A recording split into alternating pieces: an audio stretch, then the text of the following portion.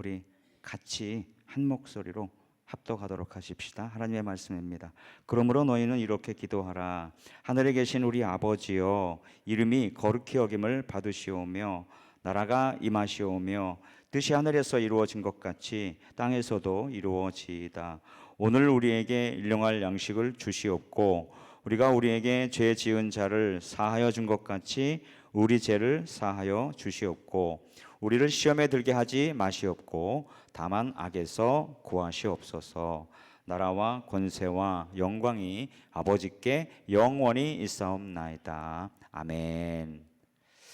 자, 우리 사랑하는 지체들, 우리 반갑게 인사 나누도록 하십시다. 하나님께서 주신 최고의 축복으로 인사하십니다. 두 사람 이상씩 인사합니다. 샬롬, 네, 샬롬 인사합니다. 네.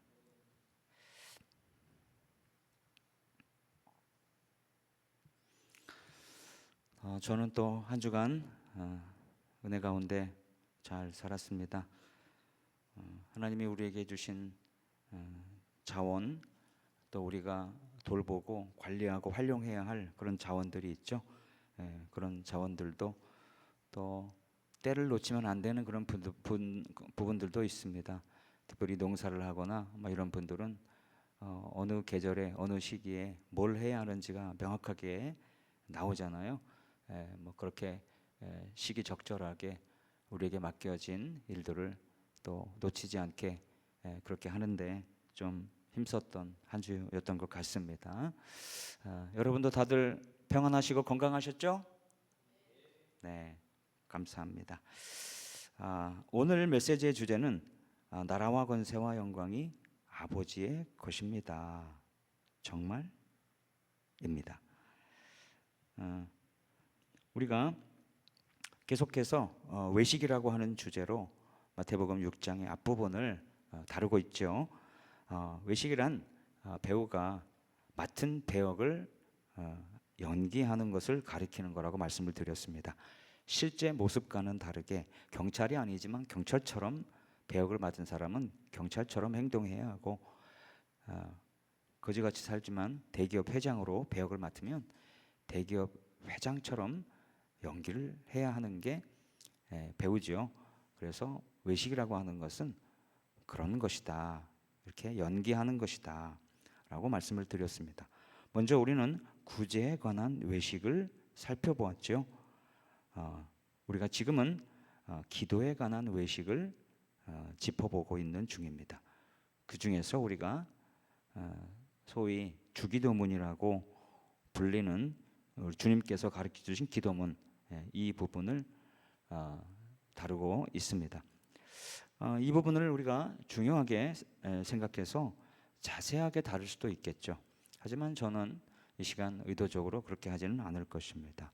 그 이유는 중요하지 않기 때문이 아니라 벌써 지난 몇 주를 통해서 핵심적인 부분을 다뤘기 때문입니다. 그리고 언젠가는 누군가에 의해서 들어서 복습할 기회도 주어질 것이라고 판단되기 때문에 이 시간 저는 다루지를 않도록 하겠습니다. 하지만 본문의 마지막 절, 오늘 그 부분을 좀 집중해서 다뤄보려고 합니다. 13절은 크게 우리가 두 부분으로 나눌 수가 있지요. 우리를 시험에 들게 하지 마시옵고 다만 악에서 구하시옵소서. 구하는 내용입니다. 그러나 두 번째 부분은 괄호 안에 들어가 있습니다. 나라와 권세와 영광이 아버지께 영원히 있사옵나이다. 아멘. 이 부분은 성령 하나님께 영광을 돌리는 보내는 그런 부분으로 되어 있습니다. 이것을 아시고 부분 살펴보도록 하십시다. 우리를 시험에 들게 하지 마시옵고, 이 부분은 내용상 하나님께서 우리를 시험에 들게 하시는 분으로 오해하기 딱 좋은 그런 내용입니다. 사실 오늘 메시지의 제목은 나라와 권세와 영광이 영원히 아버지의 것입니다. 정말 이 메시지의 제목은 13절의 괄호 안의 내용을 설명 들으면 여러분이 정말 나라와 권세와 영광 모든 것이 다 아버지 것인데 왜 이 세 가지만 얘기했지? 그리고 그게 정말 우리 게 아니라 하나님께 속하는 거야? 정말? 그리고 그것을 믿음으로 인정하는 사람들도 실제로는 그렇게 살지 않기 때문에 지어진 그런 제목이라고 할 수가 있습니다. 하지만 오늘 우리의 그 분량을 넘어서는 지점에 있는 부분이라 오늘은 이 부분을 집중적으로 다루지는 못할 것 같습니다. 아마도 다음 주에 왜 이 제목이 나왔는지 분명하게 이해할 수 있지 않을까 그렇게 짐작을 해 봅니다. 시간에 구애받지 않고 준비한 분량을 다 소화하려면 가능하겠지만 여러분 편에서 보면 아무리 좋은 것도 또 너무 길면 그렇게 유익하지 않을 수 있기 때문에 그런 생각이 들어서 오늘은 조절해서 시험이란 주제에 충실해 볼까 합니다. 우리 제자 훈련을 받은 사람들 또는 성경 공부를 하신 분들은 이 시험이란 단어가 나오면 떠오르는 성경 구절이 있을 것입니다. 시험이 무엇인지, 시험에 어떤 성격을 가졌는지, 왜 시험에 드는지 이런 것들을 알고 있는 분은 야고보서 1장 13절부터 15절이 떠오를 것입니다. 우리 방송실에서 한번 성경 프로그램을 이용해서 야고보서 1장 13절부터 15절을 한번 찾아봐 주시면 좋을 것 같습니다. 자, 찾으시면 앞에 스크린에 뜰 터이고요. 설명을 듣는 동안에 같이 보시면 좋을 것 같습니다. 제가 읽어드립니다. 사람이 시험을 받을 때 내가 하나님께 시험을 받는다 하지 말지니 하나님은 악에게 시험을 받지도 아니하시고 친히 아무도 시험하지 아니하시느니라. 오직 각 사람이 시험을 받는 것은 자기 욕심에 끌려 미혹됨이니 욕심이 잉태한즉 죄를 낳고 죄가 장성한즉 사망을 낳느니라. 이렇게 되어 있습니다. 자, 이 구절은 시험과 관련된 매우 중요한 진리를 몇 가지를 우리에게 전해줍니다. 제가 찾은 것은 세 가지인데요. 먼저는 시험과 하나님과의 관계입니다. 전체 화면 위로 한번 띄워보세요. 여기 보세요. 여기를 누르시면 네, 됐습니다. 좋습니다. 아주 좋아요. 시험과 하나님과의 관계죠. 하나님은 누구에게도 시험을 받지 아니하시고 친히 아무도 시험하지 않으신다고 명시되어 있습니다. 내가 어떤 일이나 사람에 대하여 시험에 든 것은 하나님 탓이 아니라는 것이죠. 그러니 하나님께서 왜 나를 시험 들게 했냐라고 우리가 그렇게 따져서는 안 되는 것입니다. 또한 하나님은 우주 최고의 대주제이시기 때문에 감히 어느 누구도 하나님을 시험할 수 없습니다.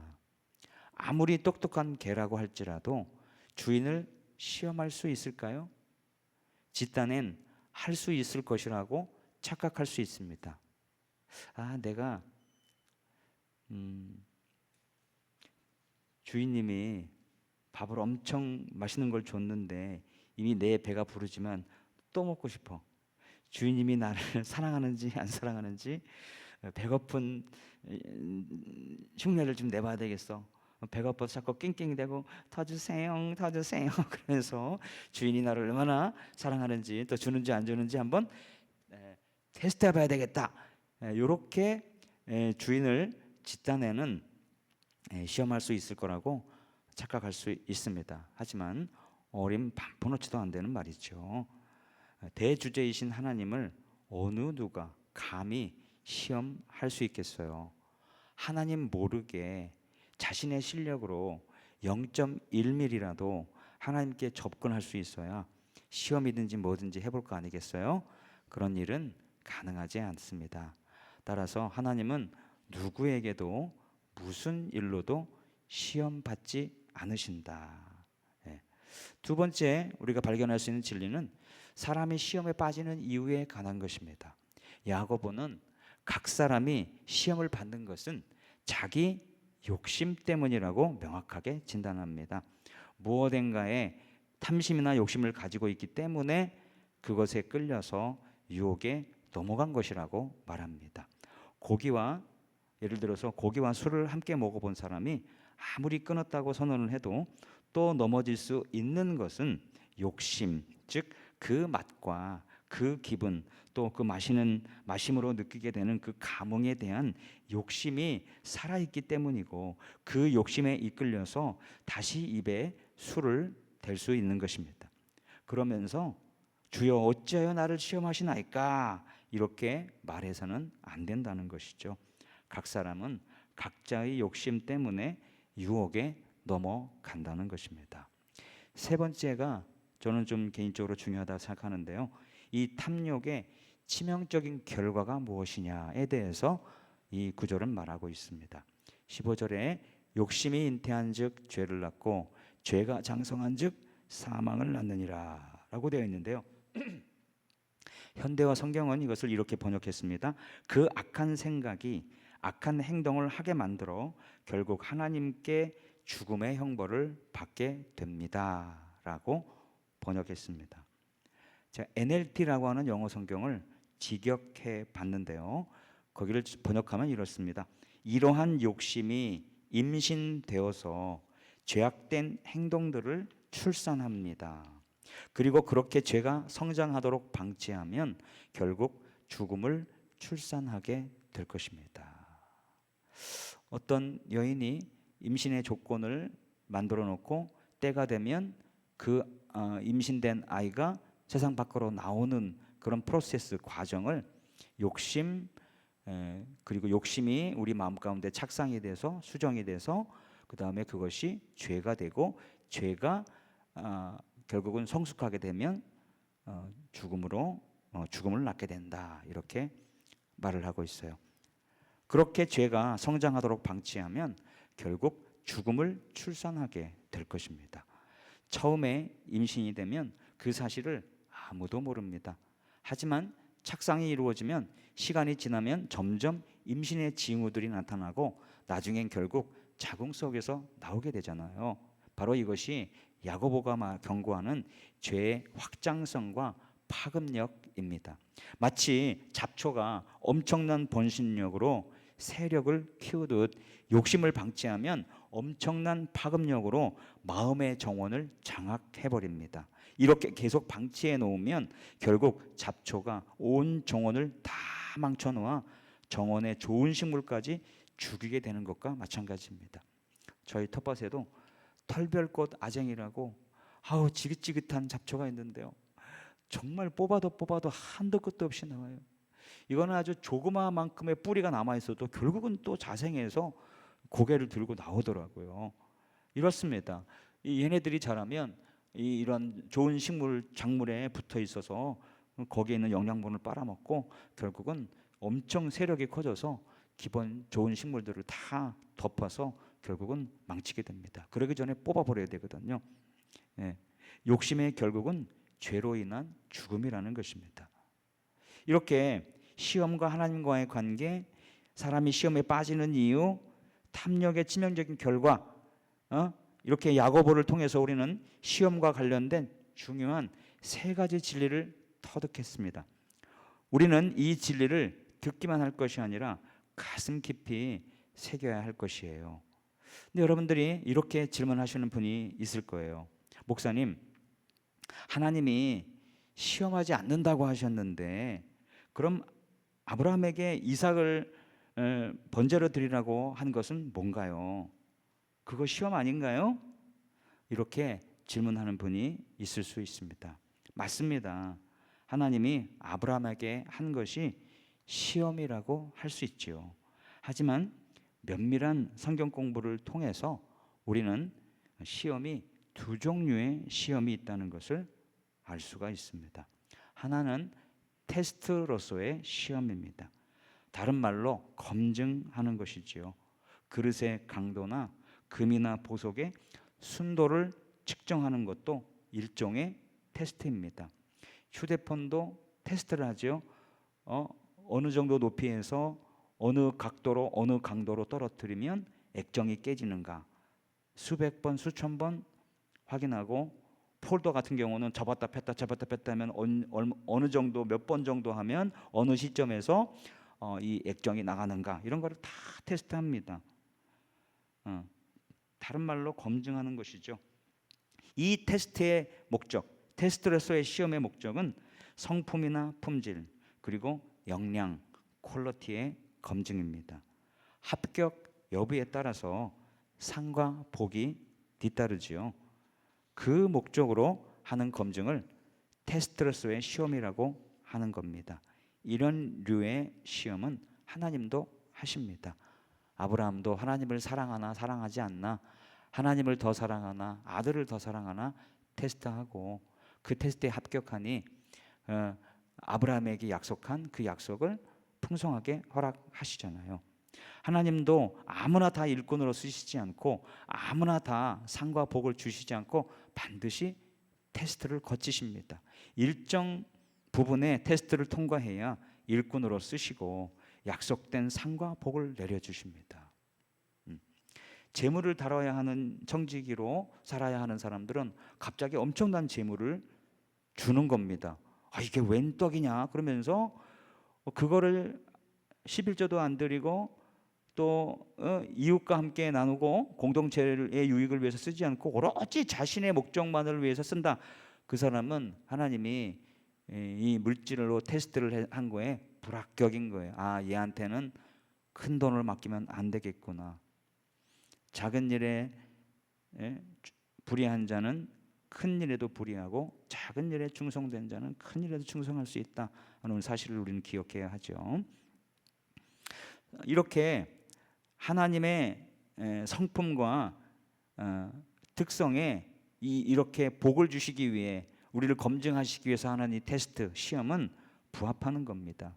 그래서 하나님이 두 번째 시험, 즉 템테이션, 유혹해서 결국은 파괴하고 망가뜨리고 망하게 하기 위한 그런 악을 사용하는 악한 그런 테스트는, 그런 시험은 하지 않는다는 뜻이지, 우리의 역량이나 그릇이나 순도나 이런 것들을, 진실성 이런 것들을 테스트하셔서 일꾼으로 세우시고 필요한 일에 직분을 맡기시고 이렇게 상과 복을 주시는 것은 하나님의 성품에 절대로 위배되는 것은 아닙니다. 이렇게 하나님이 하시지 않는다고 하신 시험은 템테이션, 유혹으로서의 시험입니다. 바로 이것은 마귀 사탄이 전문가이거든요.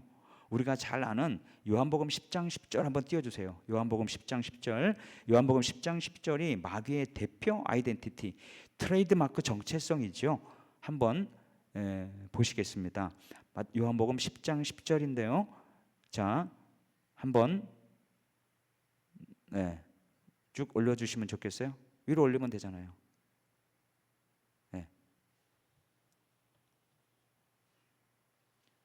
자, 여기 폰트 사이즈를 보시면 더 크게 할 수 있는데 쭉 더 내리세요. 한 이쯤 가보세요. 이쯤 가보세요. 이쯤 쭉 내려서 이쯤 가보시라고요. 더 작아졌어요. 100 단위로 넘기세요. 100 단위로. 100.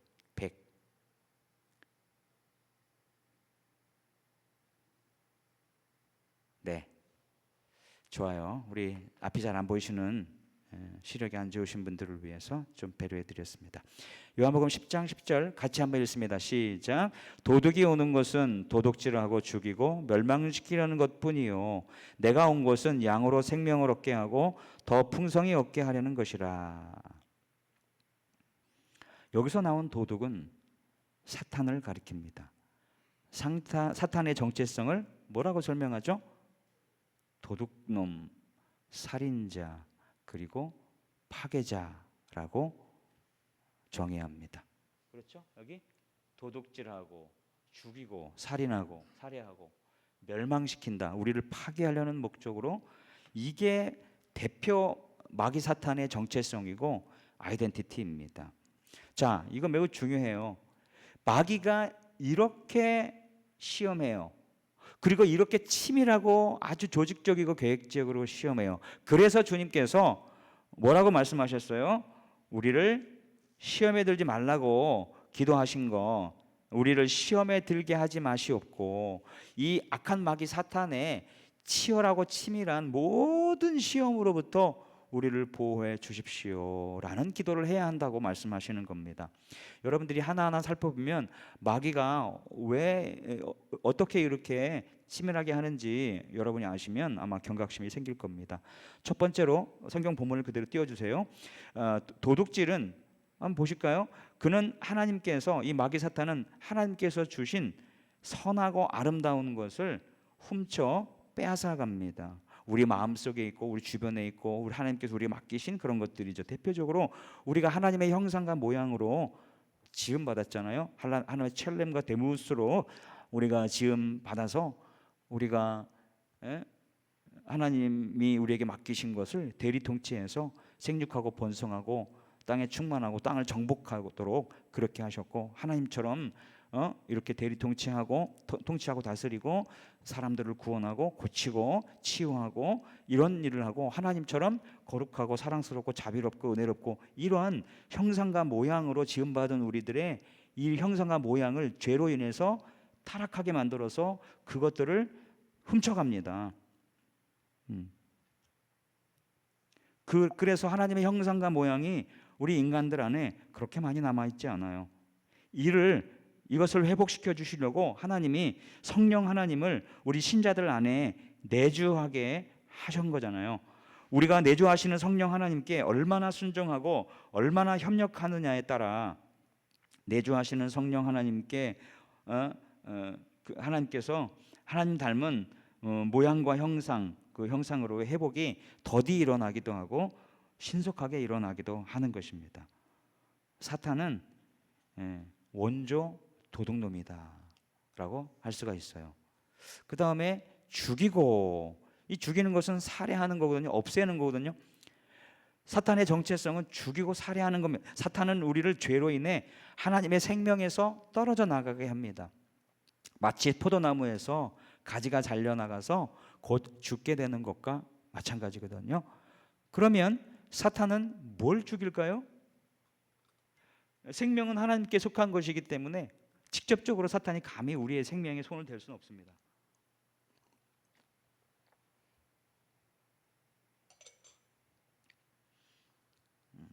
하나님이 사탄에게 욥을 넘기실 때도 생명에는 손대지 못하게 하시잖아요.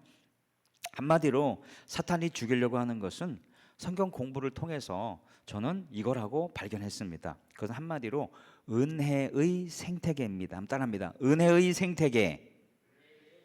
이 생태계는 잘 눈에 띄지 않아요.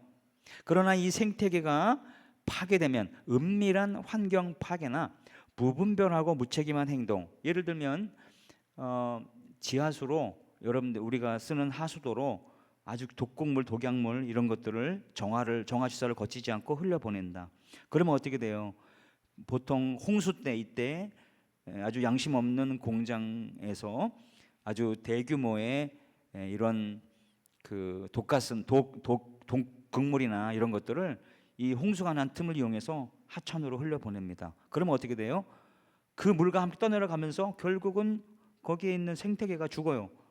식물들이 죽고 수초가 죽고 또 거기에 있는 물고기들이 죽고, 그리고 오염된 물고기를 또 새들이 먹고 그 새를 독수리가 잡아먹고, 이러면 최상위 상급자까지 이렇게 생태계가 파괴돼요.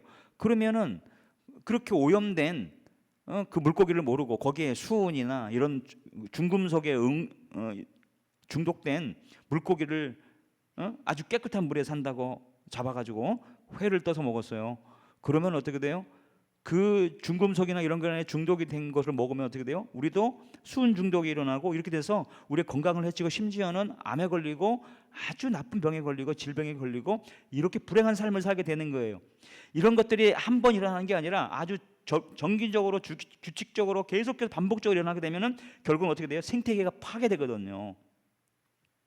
이게 생태계 파괴예요.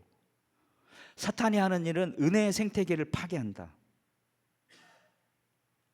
은혜의 생태계에 믿음, 소망, 사랑, 관계, 평안, 거룩 이런 것들이 포함돼요. 이런 생태계 속에 우리가 살아야 건강하고 풍성하고 행복하고 윤택하고 이렇게 살아요. 믿음이 충만하고 소망을 가지고 살고 사랑이 넘치고 관계가 유연하고 관계가 아주 탄탄하고 마음에 평안이 있고 거룩하게 살고 이런 환경 속에 있을 때 최적의 은혜의 생태계예요, 이게. 그런데 이런 것들은 확연하게 드러나게 보이지 않지만 우리가 은혜로운 삶을 살게 하는 아주 소중한 영적 생태계이거든요. 그런데 사탄은 신자들이 은혜의 생태계 속에서 풍성한 삶을 살지 못하도록 하기 위해서 이와 같은 은혜의 생태계를 파괴합니다. 그래서 어떻게 돼요? 믿음 대신에 불신, 소망 대신에 절망, 사랑 대신에 증오, 평안 대신에 불화, 분열, 거룩 대신에 추악함 등등 쓴뿌리나 시기, 질투, 비교, 교만, 다툼 이런 타락되고 오염된 영적 생태계를 조성합니다. 이런 것들이 잘 자라는 죽음의 생태계를 만들고 그 속에 우리 신자들이 살게 가둬둡니다. 나쁜 생태계 속에 살면 나쁜 환경으로 인해서 암이나 아토피나 피부병이나 불치병 같은 것들이 자연스럽게 자라게 되잖아요. 죄로 인해 파괴된 은혜의 생태계 속에 살면 결국 살아있으나 죽은 것과 방불하여 이 땅에 살면서 지옥을 경험하게 되는 것입니다. 사탄을 모든 살인의 배우라고 말할 수 있는 이유는 그가 파괴한 은혜계의 생태계 때문에 그런 것입니다. 그 다음에 여기 멸망시킨다라는 단어가 나와요.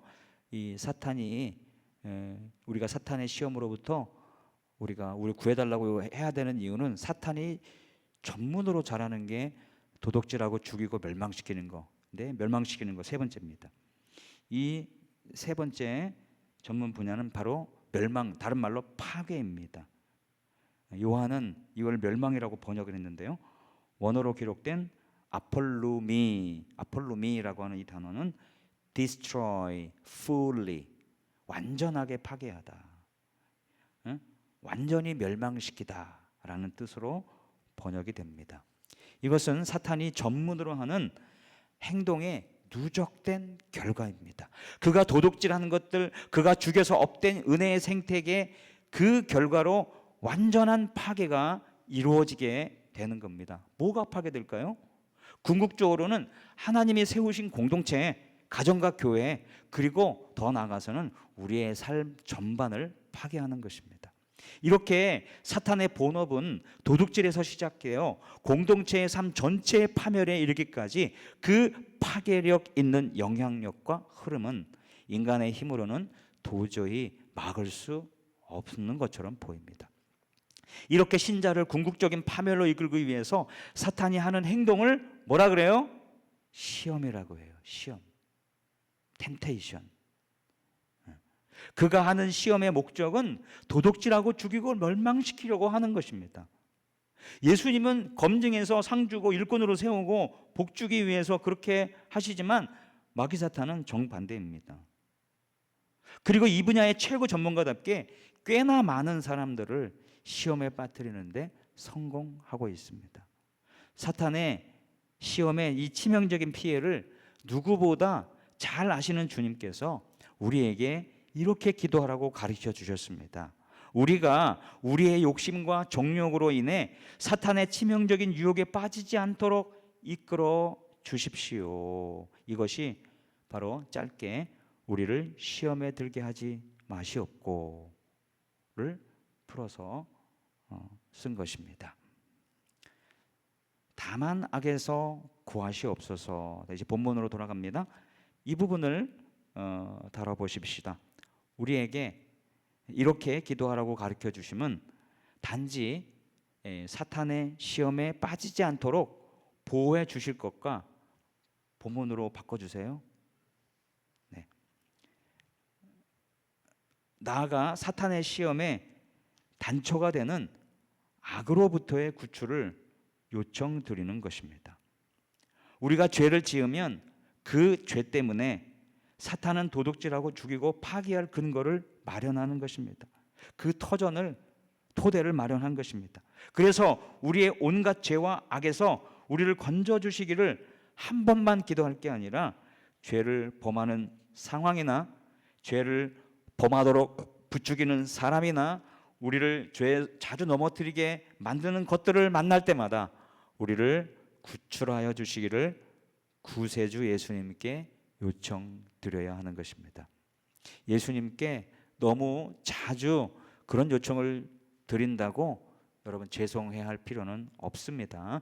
왜냐하면 우리 예수님은 사실 그 목적 때문에 존재하시는 분이기도 하니까요. 예수님의 이름의 뜻, 예수의 이름의 뜻이 예슈와, 히브리어 예수스, 다 구출자, 구원자, deliverer, savior란 뜻이거든요. 여러분, 우리가 국가적인 어떤 재난을 만났다, 지진이 났다, 건물이 파괴돼서 그 지하에 수많은 사람들이 갇혔다. 그럴 때 각 나라에서는 뭘 파견합니까? 재난 구조팀을 파견하죠. 그 사람들을 구조하는 극도로 훈련된 팀원들을 보냅니다.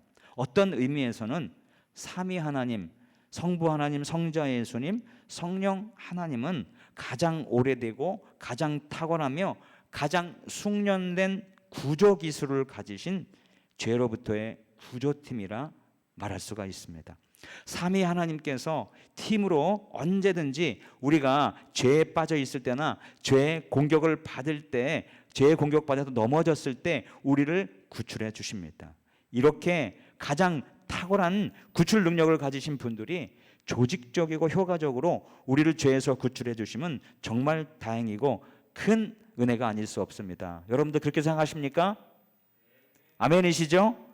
삼위 하나님께서 우리를 이렇게 지극정성으로 모든 악에서 우리를 구출해 주시기를 원하시는 이유는 뭘까요? 우리가 예수님을 하나님이 구제불능인 우리를 구원하시기 위해서 마련하신 하나님의 구원의 유일한 방편이라는 사실을 믿고 믿음으로 구조 요청을 한 믿음의 행위 때문에 그러신 겁니다. 이런 믿음의 행위가 결국 영접하는 자, 곧 그 이름을 믿는 자들에게는 하나님의 자녀가 되는 권세를 주셨으니 라고 말씀하시는 요한복음 1장 12절 말씀처럼 우리가 예수님을 통해 하나님의 자녀가 되는 권리를 얻게 된 것이고, 그래서 짧게 설명하면 삼위 하나님께서 그렇게 우리의 죄와 악에서 우리를 죄와 악에서 구출해 주시기를 원하시는 것은 우리가 예수를 믿어서 예수님을 통해서 하나님의 자녀가 되었기 때문인 것입니다. 더 짧게 말하면 우리가 믿음으로 하나님의 자녀가 되었기 때문입니다. 할렐루야. 이 자녀의 특권이에요. 하지만 삼위 하나님은, 이 하나님의 구출 능력은 자동으로 이루어지는 것은 결코 아닙니다. 삼위 하나님께서 구출 자동 판매기가 아니니까요. 인격적이신 하나님은 우리가 필요성을 느끼고 하나님 저를 악에서 구해주세요. 지금 제가 시험에 넘어져서 일어나기가 힘듭니다. 저를 도와주세요. 라고 구조 요청을 해야 도와주시지 자동으로는 일하시지 않는다는 겁니다. 삼위 하나님께서는 재미삼아 구출받을 상황을 만들고 나를 어떻게 구출하나 보자. 예를 들면 하나님이 나를 사랑하는지 안 사랑하는지 어디 한번 보자 해가지고 저기 지하철이 막 다가오는데 지하철 철로 위에 탁 엎드려서 기도하고 있어. 나가 주여 나를 구원하여 주실 줄로 믿습니다. 내 앞을 지나가는 순간 은하철도 999가 돼서 나를 점프해서 그 다음 역으로 갈지어다. 하나님이 왜 그러셔야 되는데요? 이런 거는, 이런 자세를 가진 자녀들은 결국은 하나님을 테스트, 하나님을 시험하고 하나님에게 도전하는 행위라고 볼 수 있습니다. 이거는 용납될 수 없는 악이거든요. 그래서 성경에서는 하나님을 시험한다는 거에 대해서 매우 민감하게 반응합니다.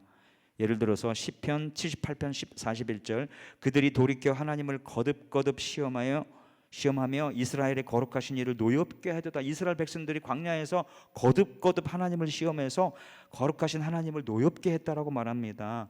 이건 찾아봐야 돼요. 마태복음 4장 5절에서 7절 한번 성경 찾아주시기 바랍니다. 마태복음 4장 5절에서 7절. 그 예수님이 시험 받으시는 장면이잖아요. 마태복음 4장 5절에서 7절 같이 읽습니다. 이에 마귀가 예수를 거룩한 성으로 데려다가 성전 꼭대기에 세우고 이르되 내가 만일 하나님의 아들이거든 뛰어내리라. 기록되었으되 그가 너를 위하여 그의 사자들을 명하시리니 그들이 손으로 너를 받들어 발이 돌에 부딪히지 않게 하리로다 하였느니라. 예수께서 이르시되 또 기록되었으되 주 너의 하나님을 시험하지 말라 하였느니라 하시니. 이렇게 되어 있습니다. 자, 이 말씀은 신명기 6장 16절의 말씀을 주님이 인용하신 겁니다. 너희가 마사에서 시험한 것과 같이 너희 하나님 여호와를 시험하지 말고. 하나님을 시험하면 안 돼요. 대주제이신 하나님을 피조물이 어떻게 감히 시험합니까? 그런데 예외가 있어요. 상당히 이례적인 거죠. 하나님께서 자신의 입으로 스스로 나를 테스트해봐라 라고 하신 직접적인 단어를 쓰신 성경 구절이 두 곳에 나옵니다. 찾아봅니다. 말라기 3장 10절, 말라기 3장 10절입니다. 네. 절수까지 치면 딱 그거 나오거든요. 3장 치지 말고 앞으로 찾을 때는 3장 10절까지 딱 치면 그 부분만 딱 나옵니다. 자, 한번 읽어보죠.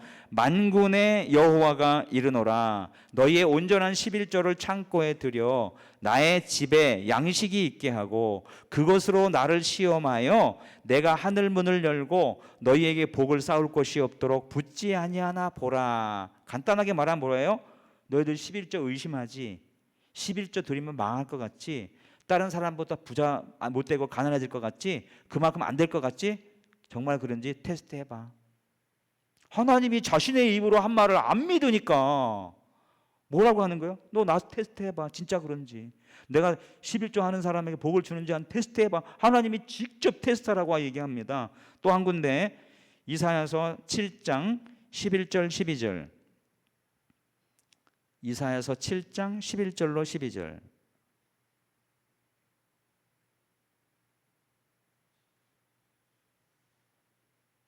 (7장 11, 12를) 치면 되신다니까요. 11만 썼잖아요. 레퍼런스를 잘 한번 해보세요. 여러분 이해해 주세요. 네, 처음엔 다 그런 거예요.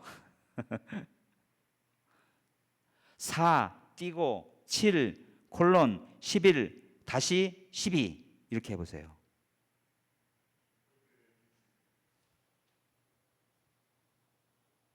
엔터를 치세요. 엔터. 네, 뭐가 문제가 있군요. 한번 자 11절 12절 거기에 같이 읽어봅니다. 11절 12절. 너는 내 하나님 여호와께 한 징조를 구하되 깊은 데에서든지 높은 데에서든지 구하라 하시니 아하스가 이르되 나는 구하지 아니하겠나이다. 나는 여호와를 시험하지 아니하겠나이다 한지라. 자, 이건 아주 재밌는 구절입니다. 이 하나님이 여기서 이 본문 자체를 보면 아하스라는 왕이 하나님이 도대체 이스라엘 백성들과 왕이 하나님의 말을 들어먹지는 않는 거예요. 그러니까 하나님이 내가 한 말을 내가 지키나 안 지키나, 나는 원래 한 말을 지키는 신인데 너희 나를 못 믿어? 그럼 너희들이 한번 징조를 구해봐. 징조를 구하라는 말은 그럼 나를 한번 테스트해봐라는 말과 대치되는 말이에요. 그렇게 이해했기 때문에 여기 12절에서 아하스는 징조를 구하라고 하는 말을 시험하지 않겠다, 테스트 않겠다로 이해하는 거예요. 그러니까 하나님이 스스로를 테스트해보라고 한 건 이 두 구절이야. 제가 연구한 바에 따르면 하나는 11조가 관련된 거고, 하나님은 너를 내 말대로 순종하면 내가 너를 지키고 보호할게. 그 말을 절대로 안 믿으니까 징조를 구하라고. 땅이 깊은 곳이든지 높은 곳이든지 너희가 실현 불가능해 보이는 것을 한번 징조로 구해봐. 그러면 내가 이룰게. 그것이 이루어지면 결국은 하나님은 약속을 절대로 지키시는 분이구나 라고 믿을 테니까. 그런데 아하스가 어떻게 해요? 아하스가 나는 구하지 않게 되게 믿음 있는 척 하는 거잖아요. 꿍꿍이 속에 있는 거예요. 지금 이방 나라의 원조 요청 잘하고 하나님 의지하지 않고 다른 나라 의지하겠다고, 하나님 도움 필요 없습니다 그딴 거 징조 같은 거 구하지 않을 거예요. 지금 이러는 거예요. 하나님을 테스트하지 않는 것은 매우 믿음이 좋은 것처럼 보이지만 이거는 믿음 좋은 걸 가장한 불신이야. 아하스가 지금 그걸 하고 있는 거예요.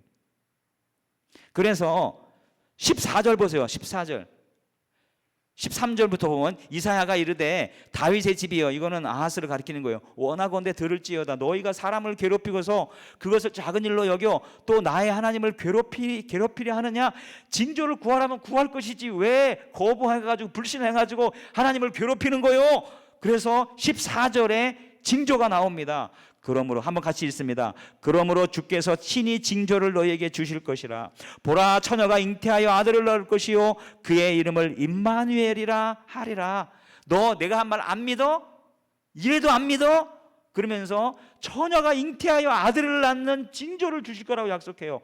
이거 이루어지면 나는 절대적인 하나님이고 나는 내 약속을 반드시 지키는 하나님인 거야. 그리고 예수를 쫙 줘버린 겁니다. 후세에 처녀가 잉태하여 아들을 낳은 징조를 낳게 하신 거예요. 이게 우리 하나님의 클래스예요. 자, 오늘 보통 제가 결론 및 적용을 하는데 오늘은 소단원의 결론, 단원의 결론 해서 단결을 말씀드리도록 하겠습니다. 우리 잘 들어보시고 여러분이 순종을 결단하셨으면 좋겠습니다. 자, 다시 본문으로 돌아와서 나라와 권세와 영광이 아버지께 영원히 있사옵나이다 하는 이 부분에 한번 집중해 보시기 바랍니다. 하나님이 어느 신에게도 찾아볼 수 없는 클래스를 말하니까 자연스럽게 우리가 살펴볼 다음 부분으로 이어지죠. 성경에서 어떤 내용이 괄호 안에 있다는 것은 찾아보기 힘든 일 가운데 하나입니다. 중요해서 괄호 안에 든 게 아니고 이건 뭔가 좀 이상하다라고 하는 부분이거든요. 그 이유는 아주 작은 글씨로 여러분이 가지고 있는 성경의 맨 밑에 아주 작은 글씨로 되어 있습니다.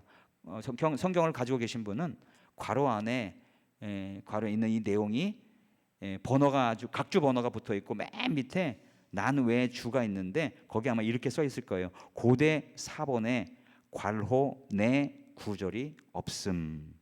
괄호 안에 구절이 오래된 사본에는 없다는 것입니다. 이게 무슨 말이냐면 성경은 여러 필사본이 있잖아요. 지금처럼 인쇄술이 발달되지 않았던 때이기 때문에 양의 가죽, 양피지 또는 파피루스라고 하는 식물, 그 식물의 내피, 그 내피를 이렇게 벗겨내 가지고 내피를 얻어 가지고 거기에 격자로 엮어서 그렇게 이렇게 무거운 걸로 이렇게 쭉 눌러 놓으면 거기에서 이렇게 진액이 나와서 오랜 시간이 되면 굳어져서 약간 종이처럼 그렇게 됩니다. 그래서 양피지나 파피루스로 만든 이런 기록할 수 있는 곳에다가 성경을 옮겨 적었거든요. 그래서 우리가 원본이 있고 복사한 것을 복사본이라고 하죠. 그런데 지금 현존하는 성경의 원본은 없고 다 필사본이 존재합니다. 그런데 오래된 필사본이 있고 비교적 최근의 필사본이 있을 거 아니겠어요? 그래서 오래된 필사본과 최근의 필사본 사이에 어떤 차이가 있는지를 연구하는 학문을 사본학이라고 합니다. 사본학. 사본들 간의 차이를 발견하는 거죠. 그래서 거의 차이가 아주 미세한 부분의 차이가 있다고만 이야기하는데요. 자, 그 원본을 적은 복사본을 사본이라고 하는데 그 사본학적으로 살펴보니 아주 초기에 기록된 사본에는 나라와 권세와 영광이 아버지께 영원히 있사옵니다. 아멘. 이 부분이 빠져 있더라라는 겁니다. 그리고 후세에 갈수록 최근 것 중에서 아주 정통성 있고 믿을만하지만 최근 그런 것들에 이것들이 들어가 있더라. 그러니까 사본학적으로 이게 이런 추론을 할 수 있잖아요. 원래 예수님이 이 말씀을 하시는 것은 아니었을 것이다라는 추론을 할 수가 있잖아요. 후세에 누군가가 그 공동체적인 필요가 있어서 이거를 넣고 이것을 함께 넣어서 읽고 예배에 활용하고 기도했을 가능성이 많다. 이렇게 보는 겁니다. 예수님이 직접 말씀하시지 않았을 가능성이 높다. 고대 사본에는 없는데 그보다 덜 오래된 사본, 즉 오래된 사본 후에 기록된 사본에는 이 괄호 안에 구절이 들어가 있다. 이걸 어떻게 해석해야 할까요? 이것은 누군가가 후대에 성경을 읽는 독자들의 유익을 위해서 누구나가 다 아는, 아마도 당시 초대교회에서 예배 때 특히 기도 시 말미에 상형구처럼 사용되어 왔던 하나님께 올려드리는 송영으로 된 신앙 고백을 삽입해서 사용했을 가능성이 높다는 것입니다. 성경에도 여기 이렇게 기도하고 나서 이 모든 기도 예수님의 이름으로 기도합니다. 이런 거 없잖아요. 예수님의 이름으로 기도하라고 가르쳐줘서 예수님의 이름으로 기도하지만 우리는 예배 때마다 기도하잖아요. 그러면 누군가가 성경을 다시 또 이렇게 기록한다면 우리를 시험에 들게 하지 마시옵고 다만 악에서 구하시옵소서. 괄호 빼고 괄호 넣고 괜찮아요. 나라와 권세와 영광이 아버지께 영원히 있사옵나이다. 예수님의 이름으로 기도합니다. 아멘. 이렇게 넣을 가능성도 있다는 거죠. 왜? 그럼 우리 공동체가 그렇게 기도하고 있어. 그리고 예수님이 그렇게 기도하라고 가르쳐 주셨어요. 매우 신학적이고 그리고 매우 성경적인 그런 내용이 거기에 들어가 있는 것이죠. 자, 보세요. 제가 여러분에게 시험들만 하다 그랬잖아요. 성경책이 그런 책이야? 아유, 성경도 다 믿을 건 아니네. 이런 시험일 수 있죠. 하지만 여러분 그러실 필요까지는 없습니다. 그 내용이 이단 괴수가 자신을 신봉하게 하기 위해서 지어낸 말이 아니라 이 나라와 권세와 영광이 아버지께 영원히 있습니다. 이 내용은 우리 학자들의 연구에 따르면 역대상 29장 11절로 13절의 말씀에 기초할 가능성이 높다라고 봅니다. 한번 찾아주세요. 역대상 29장 11절로 13절.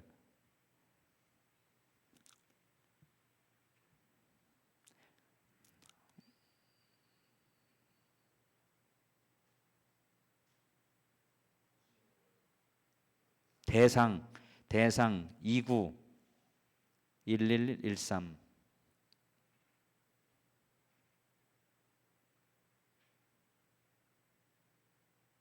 네, 11절부터 13절 우리 같이 읽어봅니다. 시작. 여호와여, 위대하심과 권능과 영광과 승리와 위엄이 다 주께 속하였사오니 천지에 있는 것이 다 주의 것이로소이다. 여호와여, 주권도 주께 속하였사오니 주는 높으사 만물의 머리이심이니이다. 부와 기가 주께로 말미암고 또 주는 만물의 주제가 되사 손에 권세와 능력이 있사오니 모든 사람을 크게 하심과 강하게 하심이 주의 손에 있나이다. 우리 하나님이여, 이제 우리가 주께 감사하오며 주의 영화로운 이름을 찬양하나이다. 누가 봐도 이 역대상 29장 11절부터 13절의 내용은 지금 우리가 괄호 안에 넣은 내용의 확장판이라고 할 수가 있고, 달리 얘기하면 괄호 안에 있는 내용은 역대상 29장 11절부터 13절에 있는 내용의 축소판이다. 이렇게 말씀드릴 수가 있습니다. 그러니까 예수님께서 가르쳐주신 주기도문, 늘상 예배 때마다 기도하다가 다만 악에서 구하시옵소서로 끝나니까 그 공동체는 다소 밋밋하게 느낌이 들었는지 우리 예배 때 주기도문으로 기도할 때 우리 대상 29장 11절 13절을 요약해서 하나님께 영광 돌리는 구절을 삽입해서 우리 예배 때 기도하도록 하십시다 라는 공동체적인 합의가 있어서 그 괄호 안에 내용이 들어간 사본이 존재하게 되지 않았나, 그렇게 추론해 봅니다. 예수님께서 직접 하신 말씀이 아니라고 안 믿을 내용도 아니고 못 받아들일 내용도 결코 아닙니다. 왜요? 바울도 예수님이 아니었고 다윗도 예수님이 아니었어, 사무엘도 예수님이 아니었잖아요. 그러나 하나님께서 들어 쓰신 사람들이었고 성령께서 영감하여 성경을 기록해 하신 저자들이기 때문에, 그게 성경이기 때문에 우리는 누가 한 말이냐를 선택적으로 가려내서 예수님의 말씀만 받아들이고 나머지 말은 다 버려야 되겠다, 이렇게 하면 이단이 나오는 겁니다. 그래서 우리 마지막으로 하나만 더 찾아보죠. 디모데후서 3장 16절로 17절. 디모데후서 3장 16절로 17절. 결론에 해당되는 말씀이라고 할 수 있겠죠. 디모후 3장 16, 17. 같이 읽습니다. 모든 성경은 하나님의 감동으로 된 것으로, 다윗이 지었건 사무엘이 말했던 누가 했던지 간에 기록된 모든 성경은 하나님의 감동으로 된 것으로, 같이 읽습니다. 교훈과 책망과 바르게 함과 의로 교육하기에 유익하니 이는 하나님의 사람으로 온전하게 하며 모든 선한 일을 행할 능력을 갖추게 하려 함이라. 기록된 모든 성경은 우리를 온전하게 하는데 뭐가 필요한지, 그리고 무엇이 선한 것인지, 그 선한 일을 어떻게 할 수 있는지를 구비시키기 위해서 기록된 말씀인 것입니다. 그래서 토타 스크립트라, 모든 성경이 다 영감된 말씀인 것입니다. 그렇게 받아들이면 좋겠어요. 자, 이 말씀 담으시고 함께 기도하도록